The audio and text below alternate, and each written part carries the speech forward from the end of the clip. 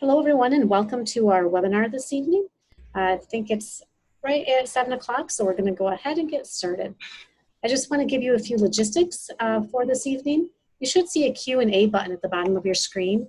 We're going to be using the Q&A for questions this evening. We will be taking questions at the end of the webinar, but you can submit them at any time. Also wanted to let you know that we will be recording the webinar tonight, and we will be posting it on our YouTube channel at My Horse University. And one last thing to know, if you're having any problems viewing the PowerPoint, you should see an option at the top of your screen that says View Options. If you click on that drop down, you will see some different views that you can have in terms of fitting it to your window or viewing it at 100%.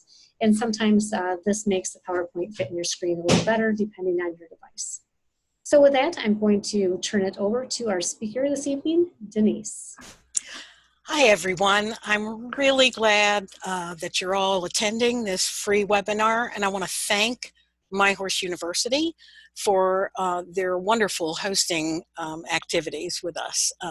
This will be one of many webinars that we've put on with their help. I'm Denise O'Mara, and I'm the Director of Education at ELCR. And we're going to talk about considering land issues related to small property horse keeping, which is based on an article that we did toward the beginning of the year called A Look at Backyard Horsekeeping, which turned out to be a really popular item for us to put out. Now, I am, besides being the Director of Education, I'm a registered landscape architect in the state of Kentucky, and I have many years of experience with the thoroughbred industry. So with that, we're going to move to our poll.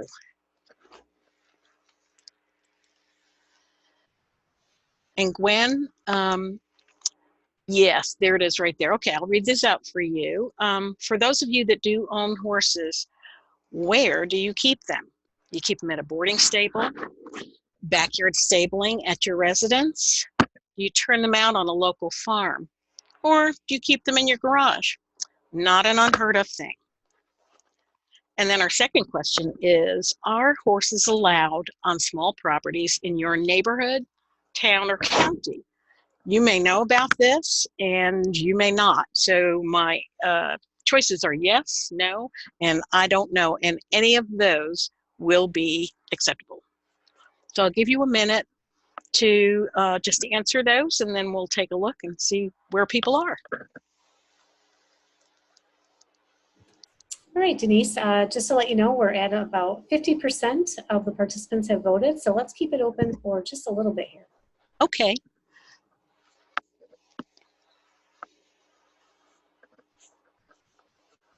Now, if you have horses that are kept at a couple of different places, that's okay. You can click on whichever ones that really suit your situation.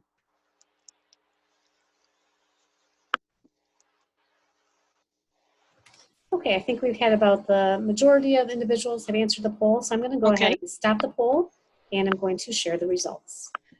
Very good. So most people are boarding their horses at their own residence. That's 59%, I think, because I didn't put my glasses on. Boarding stables and turn out on a local farm. We don't have anybody keeping their horses in their garage this time around, so that's a good thing. And horses allowed on small properties. I'm really glad to see the response to that at 76%. That's something, if you're not familiar with it, that you might want to look into for your community. And I think we're done with that. So for those of you who are not familiar with ELCR and what our purpose is, we are the only national organization to do this education and to help people learn how to advocate for their equine lands, facilities, and trails. So we have 6 issue areas that we feel the equestrian equine community and decision makers in the community need to know about. And those are planning and zoning issues, which we're going to talk a lot about tonight. Land conservation tools, that's a lot of information about easements and land protection devices and mechanisms. Equine access to public land, and that's a lot to do with the agencies that manage those lands.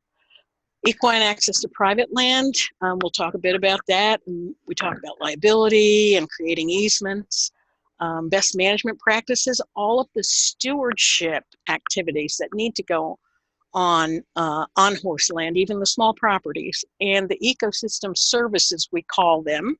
It's kind of the benefit that having open land for horses give back to the community, and benefits of horses to our communities. And that's what we always call our elevator speech, and it's talking about the economic, health and well-being, ecosystem services again, what horses mean to the community as far as aesthetics and their community identity. And these are the points that we all need to know, so that when we're asked about, well, why should we have horses in our community, we can tell them. So a look at backyard horse keeping, considering land issues related to small horse properties. This is the long version of the name. And this photo has been very popular. It was kind of our fountainhead photo for this article, and it's been really popular. It's very pretty, of course. And it was loaned to us by a small horse barn building company. We thank them very much. So, why board in your backyard? Well, there's a lot of reasons that you might want to do that. There are no nearby boarding stables. Cost of boarding, especially as you get in areas closer to the cities, could be, prohibitive. And you may have facilities already, such as a barn and fencing on a piece of property that you own. Maybe there's a great trail system nearby, and that's important too. If your neighborhood is home to all of those small properties that we're talking about, it might be easier to find riding companions. And you love everything horse. You love the smell, you love the aesthetic of it, and you just want to have them near you all the time. Now, you need to find out, are you allowed to board in your backyard? Well, the 76% of you that already know, that's really great, but let's just review that. The ability to keep horses is generally ruled by zoning regulations. In your municipality's zoning ordinances about keeping horses or livestock is something that you need to keep an eye on, because they can change. Zoning can be confusing, so if you really don't know where to find things or are confused about the way things are written, ask for help at the planning department or engineering department, whoever's got control over the zoning ordinances and knows about them. Find out if previously horse-friendly zoning language has changed recently, because people can kind of put in for changes to zoning language, and you may not know about it, and it could really affect your ability to keep your horses. Why are equine zoning regulations needed? I think the purpose of equine zoning to protect the health, safety, and general welfare of the citizenry is really important, and it's something that we look at as designers and landscape architects and engineers. That's our primary focus. We don't want to do anything to put people or animals in danger, and to provide for the safety and health of horses and similar livestock. You may have a donkey instead of a horse. So this is kind of an informal type of liability protection for horses, people, and the environment. It gives an instruction to whoever is creating a facility to make sure that they do things right. Horse-friendly zoning language in your community might have items such as the number of horses that can be kept by the owner per acre of land. That's a pretty typical one, and it's usually the kind of the first thing that you look for. if horses belong to outside borders, belonging can be kept there or not. Some communities do not allow outside borders. It's just the residents. How manure is to be stockpiled and disposed of, this is almost always included. Types of fencing that are allowed. You don't want to aggravate your neighbors by putting up a fence that is unattractive and that doesn't actually keep the horses in or people out. So you want to look and see if there are layout, permitting items that you need to pay attention to. And then some other items are the required setbacks, and these are a little more specific from adjacent homes, property lines, etc. Stormwater best management practices, and I talked about ecosystem services, and this is one of them. And we can talk about vegetated swales, and you may know the term rain gardens a little bit better, but it's sort of all of the mechanisms that you can put in place to protect groundwater and surface water from pollution and from sedimentation. Are you allowed to have accessory buildings? You might be able to have a barn, but maybe there's a regulation against having a covered arena. There might be a limit to the number of storage buildings that you could have and where they may be placed. So any requirements to petition your neighbors, and I'll talk a little bit more about that in a minute. So this drawing down at the bottom is kind of a expanded version of a rain garden, and this would allow water to come in from, say, drain pipes from your barn roof, and it allows the water to settle, and then the biomass that's there transpires water, and it also absorbs some of the nutrients that may be coming in, and by nutrients I mean pollutants for the most part. And this particular one has a wetland out on the other side. It may just be an outlet or another place to send the water, but it's a lot cleaner when it goes out and it's more controlled. Now this is a really nicely laid out 3-acre parcel. This is done by Blackburn Architects. I always pick on them. But the great thing to look at here is the number of buildings that are on here, the way the driveway comes in from the main road and how it's been expanded. The other thing, the yellow is an outdoor arena, and there's really nice areas for paddocks. But what you want to look at is, and if you can see this sort of reddish brown long dash on the outside, that's the property line. And it might also be the edge of the right-of-way for a road, such as on this side here. There is a 10-foot setback on this particular one that says you can put your fencing 10 feet away from the property line. That's pretty much all the way around. Now, if you'll notice this one with the X's on it, and that's where the actual fencing would be. That's the 50-foot building setback. So you want to make sure that you can actually fit your buildings in if the setbacks are close. Now, if you were to, if we divided this into 3, and this would be an acre, that's an acre, that's an acre. This is a little bit short of an acre, but if you had to put all of your buildings on here, you'd have to be extremely careful to understand where you can put the buildings and if they'll actually fit. It would be tough to have any paddock space here at all if you wanted an outdoor arena in this area, and there may be other outbuildings that you need. So these are some of the things that we look at. Is horse-friendly zoning allowed? Now, here I'm going to talk about buying a potential property, and you've been told that zoning allows horses. Do yourself a favor and do these things. Check with the town, the city, or your county planning department or engineering department and find out what the restrictions are.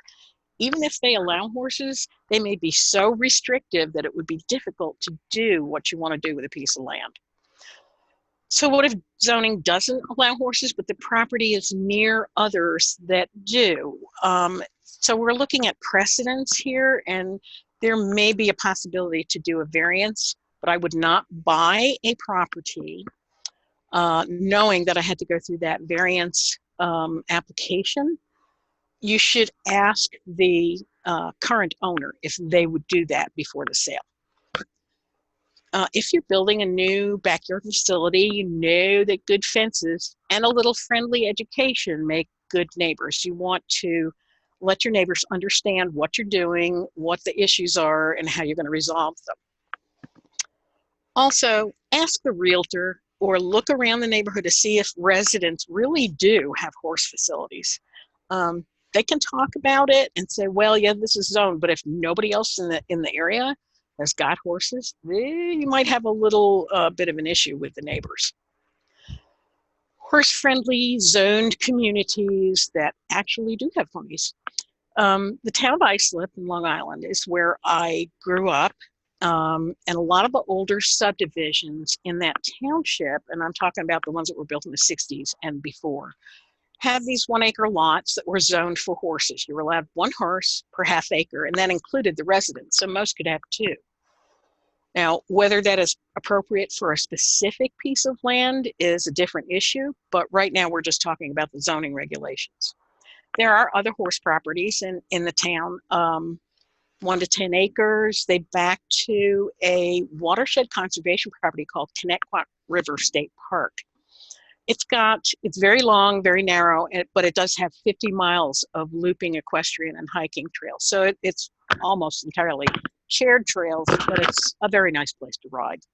So that really kind of makes that area highly sought after by people who want to kind of dabble in the small horse property, pleasure horse type situation.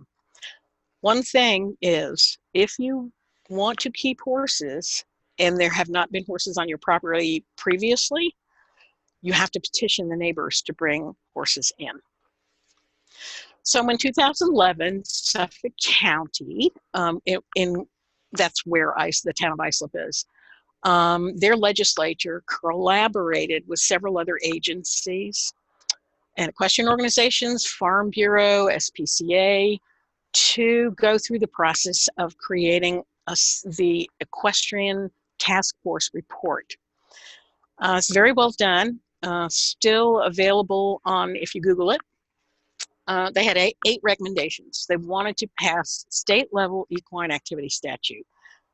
They were, I believe, state number 49 to do that, and that's that recreational liability that makes it much safer for a landowner to allow other people on their land as long as they're not charging for it. That's the kicker on that one. They wanted to form cooperatives through Farm Bureau to make available the disposal of manure and bedding. And they also wanted to make feed and bedding and other supplies available to a larger group. So this idea of a cooperative was a pretty darn good idea, and they have accomplished that. They wanted to update existing governmental farmland protection programs. We talked a little bit about easements and purchase of development rights programs. They have done some of that. Most of it was done, though, and you'll see on the bottom, they just wanted to change the way that the number of horses was allowed. Originally, it was based on breeding farms, and there's a certain income level that you expect from a breeding farm, but the focus on Long Island has changed from breeding to lessons and training and trails, which don't make the money that breeding does. So they changed the way that is calculated. The other recommendations included developing a Suffolk County Equestrian Center. They do have an equestrian facility, but it's not big enough for their use, what they want to do. They wanted to develop a high school equestrian program. There is one that they use for an example, and that's Patchogue Medford, which is a fairly large district. They wanted to work on a model code, again, consolidating 10 townships and having the same kind of code, zoning code for horse properties. And they are always working on expanding and creating new equestrian trails. That is an ongoing item. Another community in New Jersey has lots of these, but this is East Greenwich, New Jersey. They have equine residential friendly zoning. Their regulations include items for private horse owners who keep horses they're not a paying operation, with the exception of horse farms. That's just left out of it completely. Sanitary conditions in accordance with New Jersey Horse Council's horse keeping guidelines. And that's another one that you can Google and see what they have to say about that. Secure safe fence, a minimum of 5 feet from the property line. Again, you're talking about safety, aesthetics, and the ability to keep people out. Barns can't be any closer than 40 feet from any property line, which sounds pretty doable, but then you have to remember that you need to be 100 feet from any principal structure, and that's going to be a house usually of a neighboring property. So that's a fair distance to maintain. Property size can be a minimum of 80,000 square feet. So that's a little under 2 acres. 43,560 square feet is an acre. So that's a little bit under. And if you have that much, you can keep 1 to 3 horses. After that, you would need an additional 15,000 square feet for each additional horse, which is probably pretty reasonable. They had a grandfathering clause when they instituted this zoning. And so that people that had facilities already could go ahead and get them permitted as is for the most part. And then storage and disposal of manure for stormwater protection, you're always going to find that one. I'm going to talk a little bit about the other side of the country, the California ranchos, Los Angeles, Glendale, Burbank, Atwater Village. They're all zoned, but not all have acted to protect horses. And we recently did an article about Glendale's Riverside Rancho. And there were some issues there with somebody coming in and wanting to buy an old stable that had been there for many, many, many years that had kind of gone downhill a little bit, but it was right in the center of their little economic district that's really based on horse activities and boarding and supplying, tack stores, all that sort of thing. There's a lot of it there. And the reason why there's a lot of this right in this area is they are directly next to Griffith Park, which is an amazing park that has also about 50 miles of trail. Most of them are shared use. Some are equestrian only. Burbank, I just want to go back to that for a minute. They, a few years ago, realized that they needed to do more than just say, okay, we've got horses. So they made some regulations about what could be done with these, what they consider to be historic properties in Burbank that are equestrian related. Los Angeles itself has just a whole bunch of different areas that are horse friendly. And that includes the Compton Posse area, which has, horses that inner city folks take care of and ride. And it's a pretty famous area, and it's something that when we write about it, just tell people what they're up to. They're generally pretty impressed with what they get to do there. Atwater Village is across the river, and they have had their issues also. It is an equine lifestyle village, but there have been some historic architectural buildings there, and somebody wanted to come in and tear those down and build condos, as usual thing.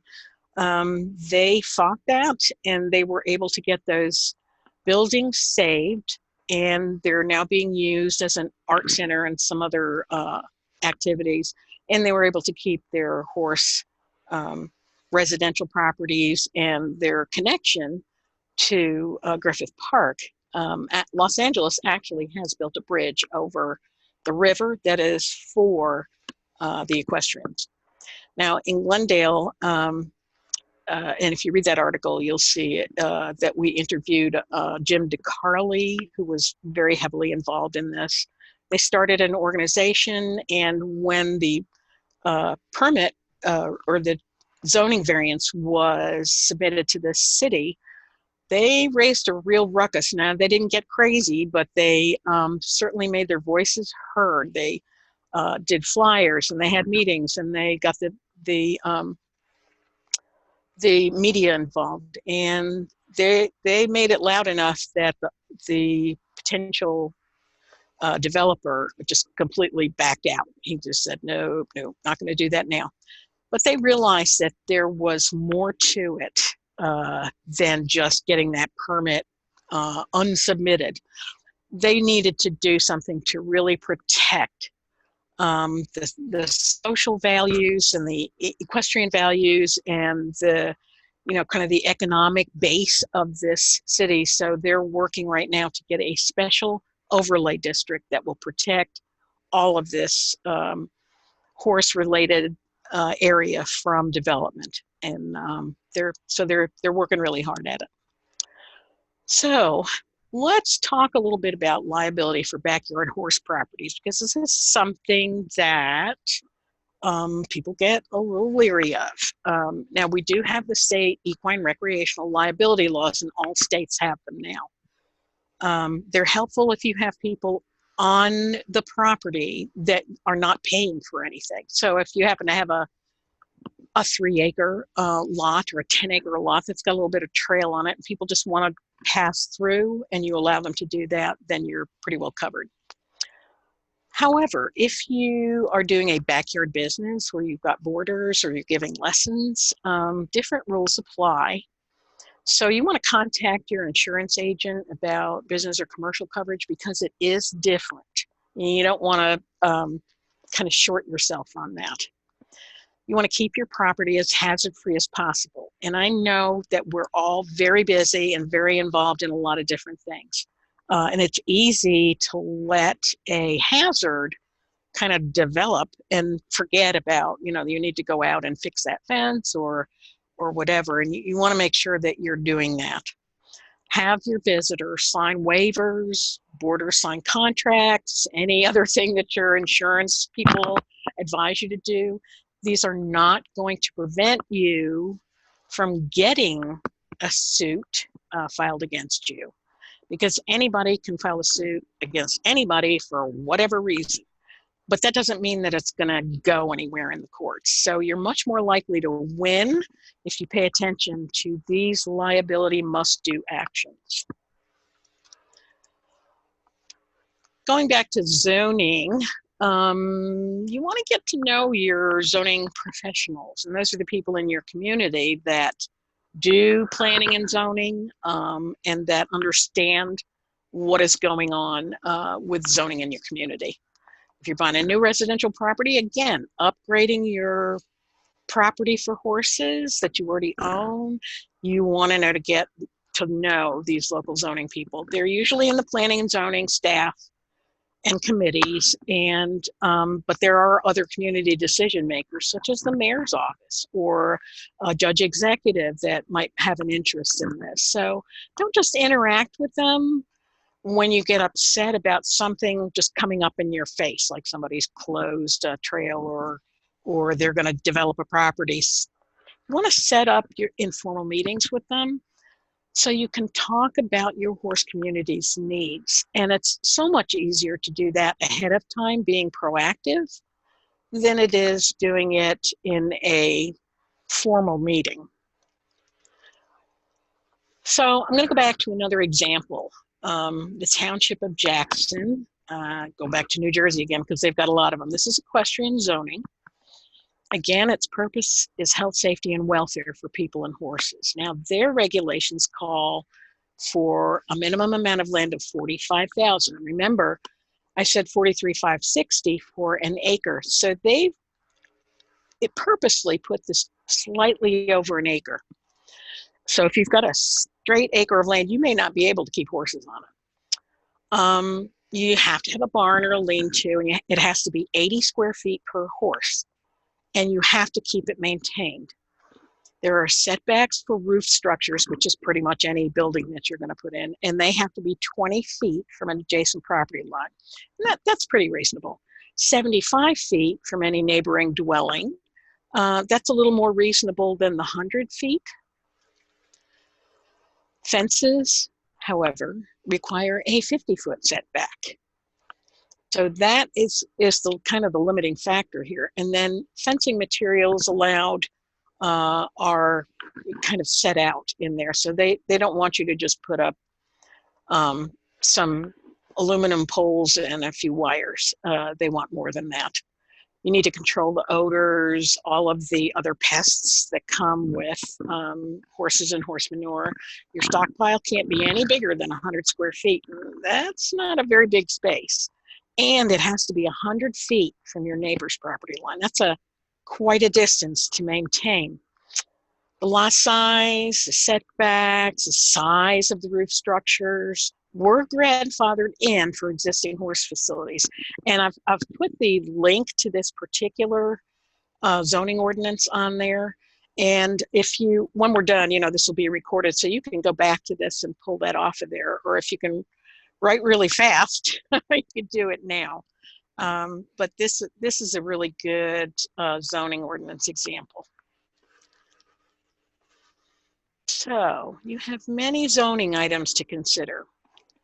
Can you fit your improvements within the required setback? This is a big one because you don't want to buy a piece of land and then find out that you can't fit a barn on it. That's probably not going to work very well for you. And of course, the smaller the lot, the more difficult it's going to be to fit things in it. If you're unsure, have a landscape architect or engineer look at the improvements that you want for your facility on a plat and have them develop a concept plan. I mean, that doesn't have to be anything really fancy, but it just needs to show the sizes of the elements that you want, the setbacks, and see what fits where. You want to make sure you've got space available for a muck enclosure. You want to prevent runoff from that muck enclosure. And then look at things like you may not have a very good quality driveway, or there might be just a lot of concrete or asphalt. Can you upgrade and use best management practices like permeable or pervious pavement, which is less expensive now than it used to be? Can you use rain gardens, infiltration basins, and some of the other mechanisms? This photo is just showing that the amount of traffic that can build up when you have a small property and a lot of horses coming in. So here's some other items. Do you need night lighting? Well, there are usually restrictions on how much you can disturb your neighbors with your lighting at night. Does your soil drain well, or do you have poor soils or steep slopes that are going to cause a problem and erosion? Can you fit a dry lot or a sacrifice lot? And I really like the juxtaposition of these two before and after photos. I mean, they had just green muck in this. It just was not draining at all. And they created a dry lot that has a soft gravel surface and then a depth of drainage fill and probably some filter fabric underneath that works really well to wick all that moisture away from the top and let it drain out slowly from beneath. So after you've gone through all of the zoning considerations and you find out that you can keep horses on your lot, there are some lifestyle items that you might want to consider. Do you have the skill to ride on your own? If you need assistance, is there a good trainer around? And I ask this question because there are so many people that will buy their first horse. It might be a pony for the kids, or it might be a senior buying their first horse, or they haven't ridden in a long time.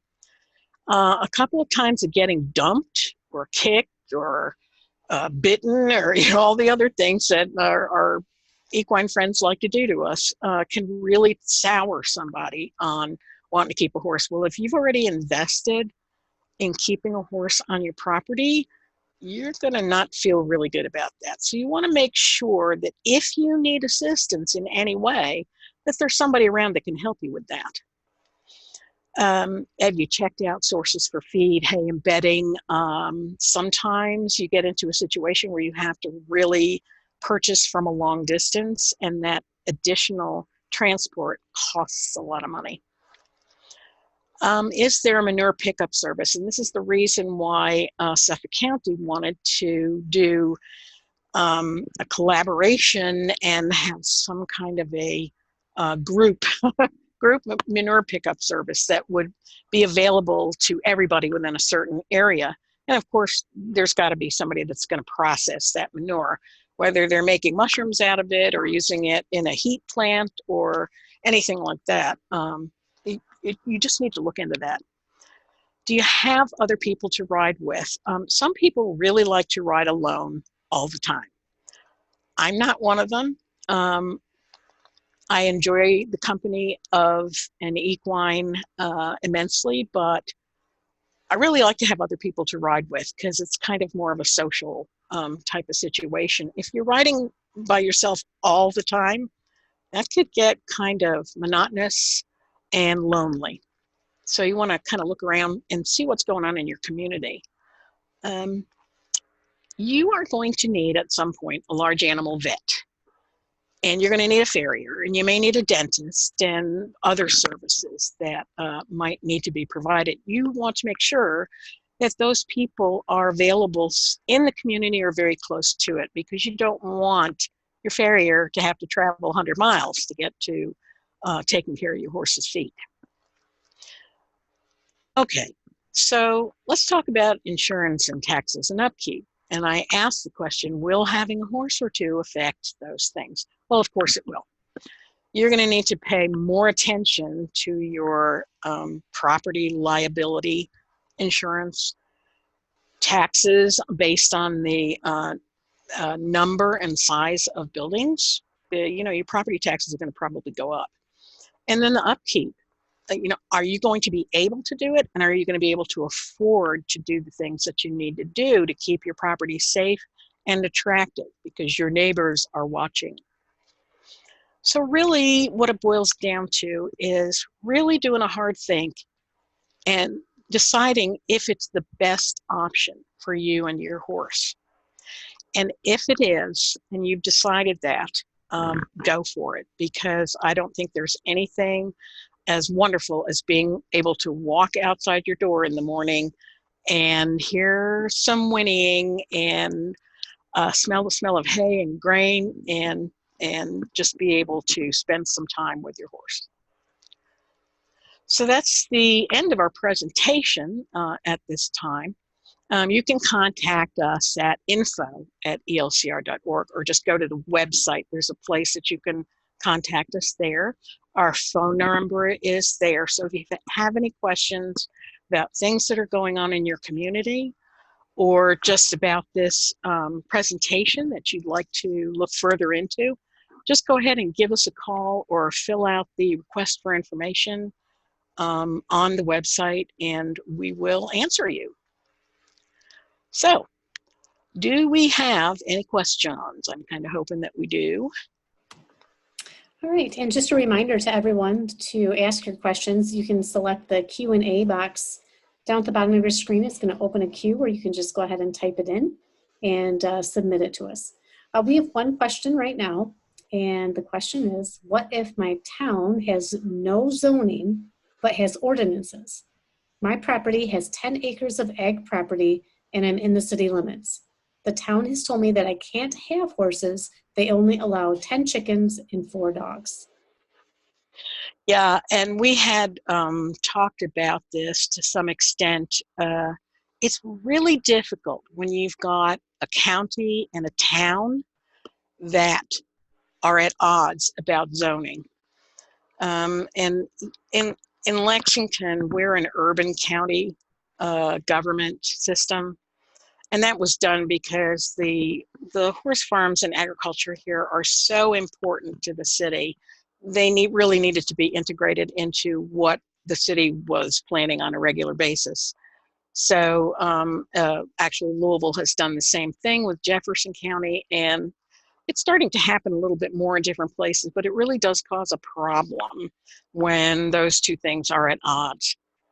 So there are a few things that you can do, and I believe that some of these things have been tried in this particular thing. I think you have to really dig into what the zoning is for the county, and then you have to figure out why they are opposed to horses. And it may be a simple answer. They've had a bad experience with it before and they don't want to let them in. You need to look at the ability to make the case for yourself and your property, and for the forgot what I was going to say. No, you need to make the case for why horses are important to any community. And if you're kind of at the edge of the city and you can keep them out in the country, they're probably going to say, well, just go and buy a property that's outside the city and sell this one.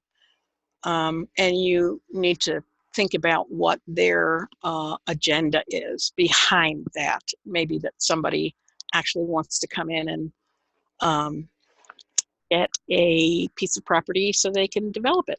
And there may be other people that support them on that. It's difficult for any city or community that is not what I would say economically advanced to turn down things that they think will bring in dollars to the county and jobs. So they're looking for a lot of different ways to do that. And that's not the case in every community. Maybe it's just a simple understanding of not understanding what horses mean to people and how they bring an economic benefit to the community. So do we have any more questions at this time? We don't have any questions right now, but Okay. your last answer actually, I thought of maybe a question for you. Okay. You mentioned it's really important to let folks within our townships and so forth, let them know the economic impact of horses and let them know the positives. How can someone within their own community do this? What are some strategies they could have? I've actually been asked that quite a few times, and really what you need is to have either somebody that is staff for the economic development for the community, or an outside consultant come in and do some surveys, and sometimes it's even a house to house, and figure out what the kind of the assets of the equine community are. The number of horses, the number of barns, the number of veterinarians and farriers and manufacturing for horse supplies and tack and equipment, how that all builds up to create an economic situation that is beneficial to the community. I would love for everyone to be able to just go and hire somebody and create that, but it is a bit expensive. Sometimes you can go to your municipality or to some of the state organizations, even USDA, and get a grant to do something like that. You really have to do some digging and some homework to find out some areas. But we're on the internet these days, and a little deep diving into the the search engines will often come up with things that are totally unexpected. So if you can't do it yourself, and if there's nobody in the community, and if you're in a town and you're surrounded by a county, maybe there's somebody on the county staff that could do it. But it's really important to know really what those numbers are and how they affect the community in many different ways, not just the economic part, but in the lifestyle. Is it, a lot of times a vibrant horse community, take Tryon, for instance, even before the International Performance Center was built there. Tryon has always been, North Carolina, by the way, has always been a vibrant horse community. And they've based a lot of their tourism on that. And that's another thing that you need to keep in mind is, are your parks, trails, show facilities, are they bringing in tourist dollars? And I like to tell people that when they're considering whether bikers will bring more into the community or horses. And even though you might get a lot more bikers than horse people put in a lot of fuel costs and feed and equipment and services and overnight stays. They tend to stay longer than one day if they're camping near a trail that they want to use. And the numbers are generally much higher for what is generated through equestrian tourism than in biking. I know the bikers don't necessarily like to hear that, but it's kind of true. So there's a lot of different ways to approach this, and understanding all of those 7 issues that we talked about, and getting that elevator speech set up so that you can just kind of, that'll be your spiel, you know, when somebody asks you about it, well, and then they'll run away, and but they will understand what you're talking about, and it'll make an impression on decision makers. So, any more questions? No other questions at this time. Okay, well, we're a bit early, so I'm just going to go back to the information page. Now, I want to tell you that a lot of information on all of these different subjects are on our website. Our website is really our library of information. We've got articles and links and videos and recorded webinars and more links. And we try to keep enough information out there that a person could get on that website and say, you know, I really need to find some information about what's going on in my community and see if there's somebody else that's done that. So one of the things that we are working on is to develop a better database of organizations and you know, be able to put on there what issues that they're dealt with, what area of the country they're in, and whatever other information we feel would be of an advantage to somebody else that was, you know, trying to find that information. We do have that to an extent, but it's a little bit more difficult when you're dealing with just informational articles than with actual connections to different people. Now, if you call us or ask for technical assistance, and you can do that from the website, we will generally be able to pull up somebody for you to go and talk to. We have more and more of those all the time, and we're pretty familiar with what areas they're looking at. And the types of issues that are coming up, you know, such as the Riverside Rancho in California at Glendale. I keep sending people to him now because he's pretty smart about that.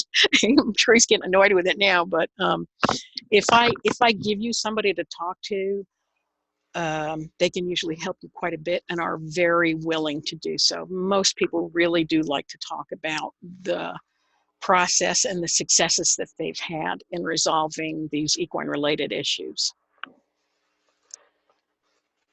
And that's about it. All right. Well, I just want to remind everyone that joined us tonight that this webinar is being recorded, and we will have it up on our My Horse University website. And next week, we'll also be sending everyone a survey to get a little bit of feedback from you about the webinar this evening, and to see if you have any ideas for future webinars, because we always appreciate your feedback. So Denise, thank you once again. We had a comment that just came in that it was a very informative presentation, so we appreciate that. And I want to wish everyone a good night. Thank you.